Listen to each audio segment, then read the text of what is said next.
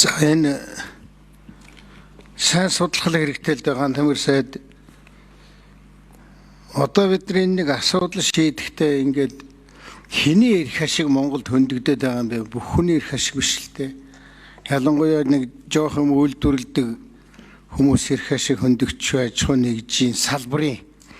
Тэднэртэйгээ жаахан суугаад яриад энэ засгийн газар чинь ингээд салбар руу шийдчээ сууж болохгүй л дээ. Эдийн засгийн хөгжлийн асуудал учраас зангидаад шийдчмээр л харагдаад байгаа юм.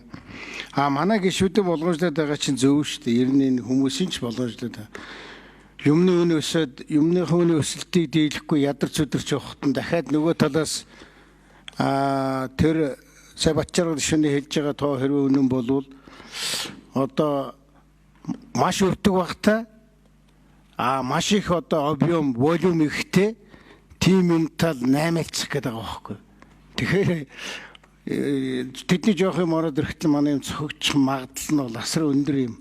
Энийг нэг манай хэдэн хүнтэй суугаа шийдчих болдгоо юм. Одоо би түрүүн даваа сүрэн дараад хэлсэн. Тэр аж ахуйн эрхлэгчдийн төлөөлөгч мөлөөлөгч юм уу салбарын хүмүүс нь орж ирээд энэ их хурл дээр үг хэлмээр байх юм аа. Тэгэхгүй бол одоо нэг засгийн газрын гишүүдтэй их хурлын гишүүд маргаж байгаа юмстай нэг ийм дүр зураг харагдаад байна. Буруу байна. Гэхдээ дээр яга нэг наач юусоо болохгүй шүү өндгөн дээр цогож унгаал шиг орой зодон цохог хийгөөстэй тэр чи яаж шийдэгдсэн? Нэгдүгээр асуулт. Хоёрдугаар асуулт Оросын холбооны улс руу одоо ингээд Оросын холбооны улс руу баах юм гарнаа, бусад улс руу гарнаа, тэднийх намхан болцсон, одоо бараг нойлуулсан гэдэг юм. Тэг юу гарах гэж байгаа яг манайхаас? Би одоо Орос Монголын засгийн газрын комиссын дарга 4 жил ажилласан. Яг л нэг энэ тэднийхээ хөндөр байдаг учраас манай юм гардггүй гэж олон жил ярьсан. Одоо тэг яг юу гарах юм? Хэдэн сая доллар манайх тийш гарах олж ирэх боломж байгаа юм.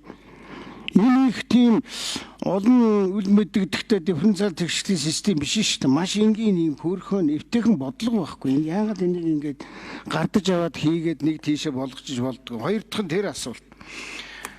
За гурав дахь нь бол экспорт нэг улстай 90% болчиход байгаа. Манайх одоо тийм хэд болох эднэртэйгээ ингээд 8-aalцад юм хүмүүс хийгээд таваараа гаргаж бариад овоо ингээд за тэдний юм орж ирнэ. За манайх бас гаргана гэдэг шүү. Тэгэхээр манай экспорт энэ тал нөгөө 90-с ч багасаад энэ тал руугаа хэд болох юм. Хөөш ийм тоо ярина шүү дээ. Салбар ярина шүү дээ. Түүнээс биш онол ярих юм байхгүй. Тэр дэлхийн худалдааны байгууллага бараг бидэрт одоо падлиггүй юм чинь локальны маягийн ийм худалдааны сүлжээний юм явж штэ. Ийм асуултуудыг хэлээд байгаа. Ерөнхийдөө бид нар бол өөрийнхөө дотооддоо хийж байгаа, дотооддоо хэрэгэлдэг гэж яригдж байгаа бараануудаа бол хамгаалтсан.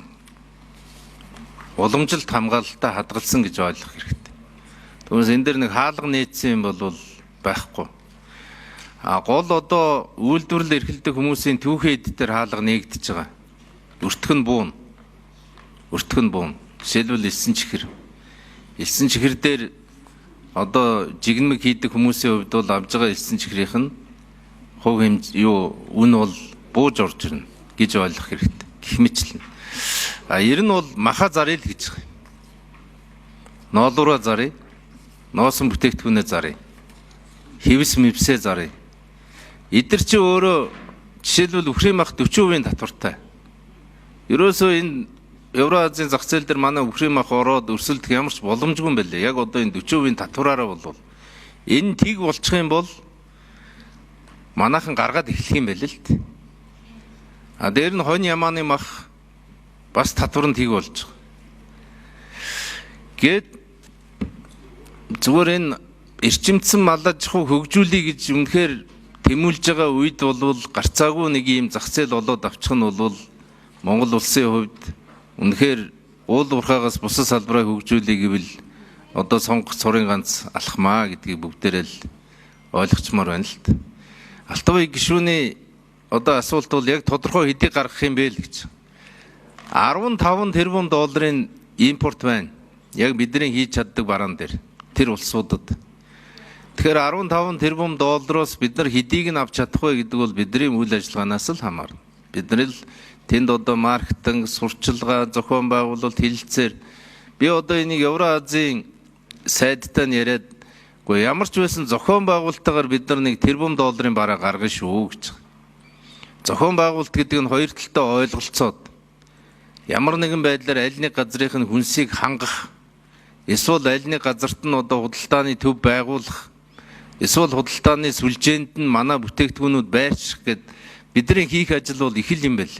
Тэрийг бол Евразийн комисс бол өөрөө бид энэ дээр одоо туслаад явахгүй бол эцсийн дүндээ яг яриа хаанаас эхэлсэн бэ гэхээр 97-3-аас эхэлсэн юм байл.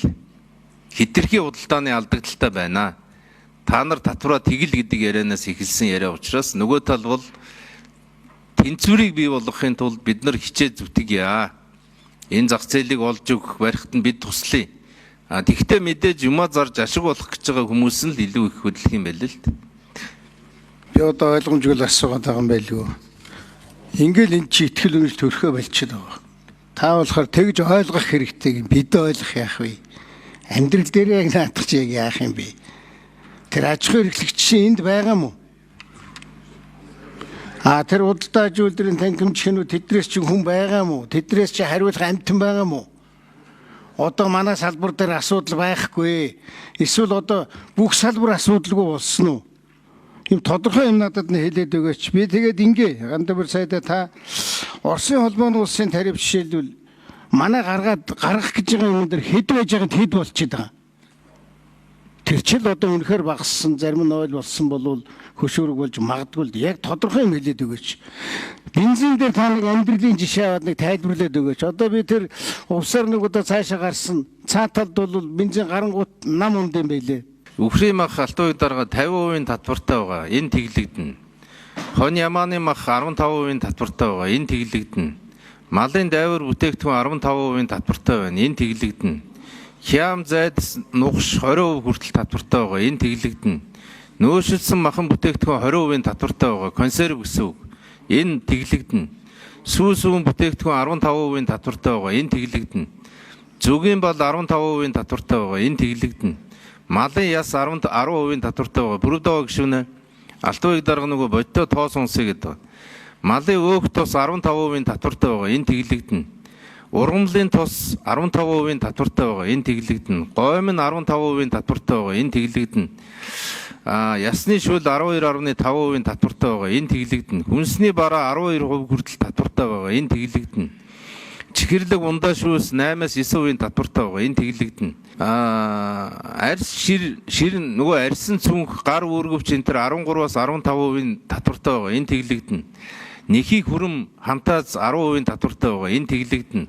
Ноолуур нь даавуу, eerмэл, ноос 10% татвартай байгаа. Энэ тэглэгдэнэ. Ноолуур хувцас 15-аас 18% татвартай байгаа. Энэ тэглэгдэнэ. Гэх мэтлэн сүлжмэл ороолт алчуур. Одоо манай ноолуур хийгээд байгаа хүмүүс нэг алчуур хийдэг. Тэр 18% татвартай байгаа. Энэ тэглэгдэнэ.